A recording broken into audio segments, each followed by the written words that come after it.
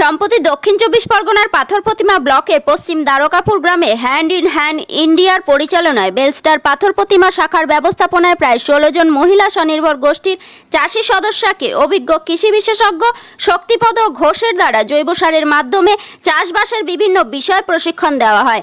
ধান, পান ও মৎস্য চাষী সদস্যগণ তাদের চাষবাসের নানা সমস্যার কথা তুলে ধরে এবং প্রশিক্ষক শক্তিপদবাবু কম খরচে ঘরোয়া জৈবিক পদ্ধতিতে তার সমাধানের পথ বলেন এবং সরাসরি বরজ পরিদর্শন করে সমস্যা সমাধানের উপায় বলেন।